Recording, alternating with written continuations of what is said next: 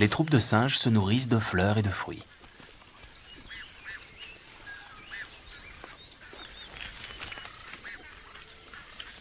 Comme ils vivent en équilibre dans les arbres, ces singes ont les yeux situés à l'avant de la tête. Ils peuvent ainsi mieux évaluer les distances d'une branche à l'autre. L'inconvénient, c'est qu'ils voient mal sur les côtés.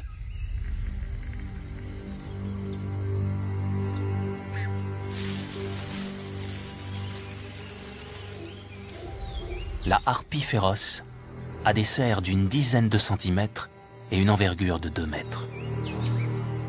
Ses attaques aériennes sont redoutables.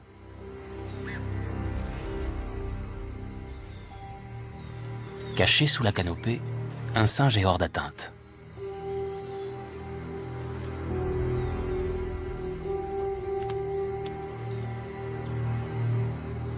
Mais dès qu'il est à découvert, il est vulnérable.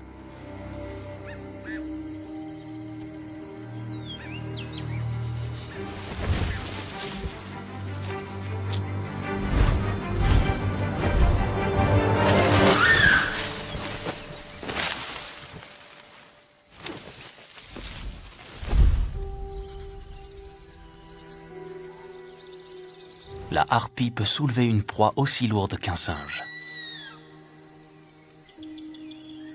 Elle a donc besoin d'une musculature puissante.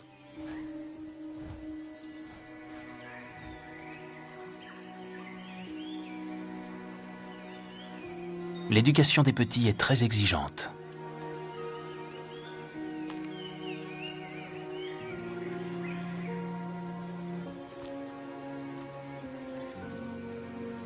Il requiert beaucoup de nourriture et de soins.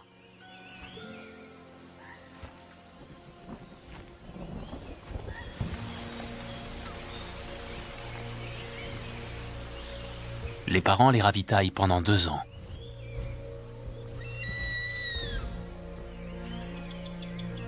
Ils leur apportent régulièrement des singes et des paresseux.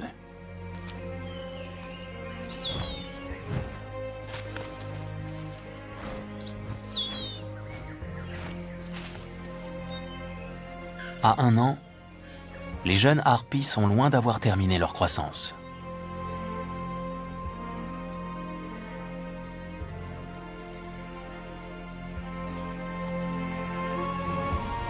Elles doivent encore développer les muscles de leurs ailes.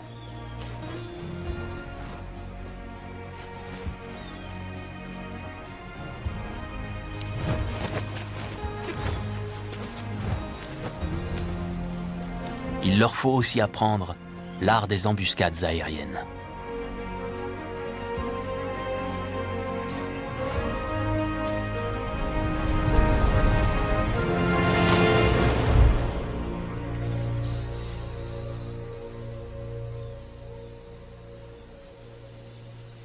Les singes sont malins et difficiles à attaquer par surprise.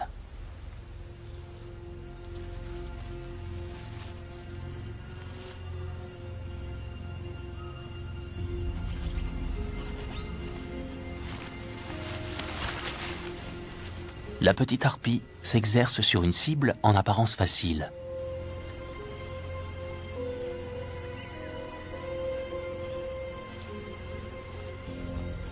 Un paresseux tridactyle. C'est la proie la plus lente de la forêt. On pourrait croire qu'il ne fait pas le poids face au plus puissant des rapaces.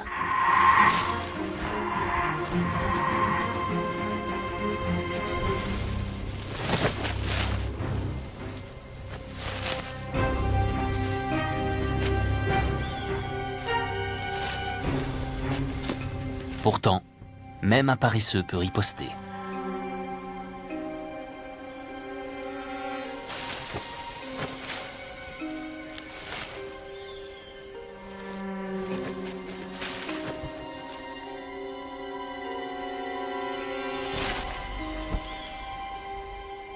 La harpie retiendra la leçon.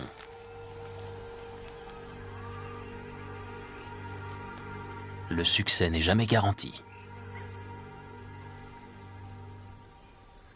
Ce petit a encore du chemin à faire. Il vit sur le territoire de ses parents, Mais bientôt, il devra chasser ses propres proies. S'il ne parvenait pas à se débrouiller seul, ses parents le tueraient pour faire de la place à la prochaine portée, plus apte à l'indépendance.